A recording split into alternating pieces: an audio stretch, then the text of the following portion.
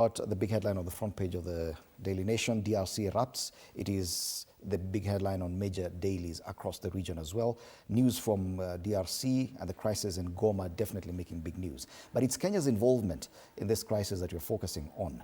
Of course, President William Ruto is in that position as EAC chairperson that he has to be right in the middle of this conversation. Today he's hoping to host the leaders of the region to discuss the crisis. But before that, we're already seeing Kenya's embassy being attacked in DRC, and questions are being asked. What have we done wrong? And are we still able to act as arbiters in this crisis when we are being targeted? It could be an accusation that we've taken sides already, Arnold. I think it's rather straightforward why the masses in Kinshasa feel aggrieved by Nairobi. It doesn't have to be necessarily justified, but then in a crisis, justification and rationale normally is thrown out with the wind.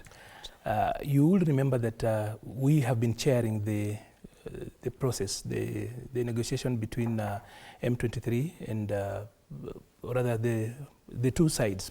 It's not even one side. It's much more, or rather it's much more than one side, or rather two sides.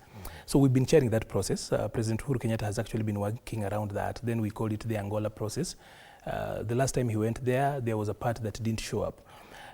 But then the major issue why we saw masses attacking our embassy is pegged on this.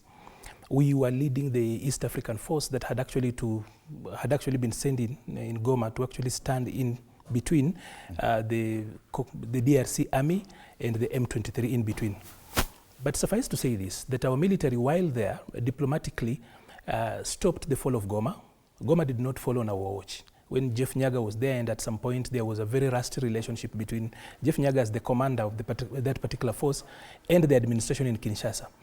Because midway, the administration in Kinshasa felt that they didn't want a peacekeeping force, they wanted a fighting force. And that is why we were unceremoniously asked out of that particular place, because they wanted people a team that will fight.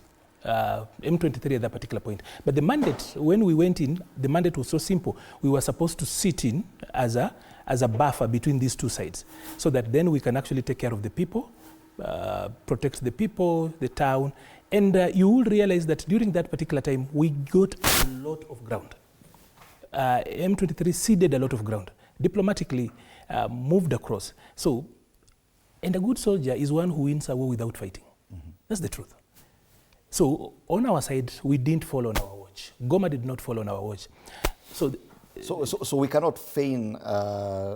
We cannot be surprised that our involvement definitely. We have a footprint there. We have a footprint, and that is what is actually causing the bad blood, because the Kinshasa side expected that we would join their forces and actively fight so that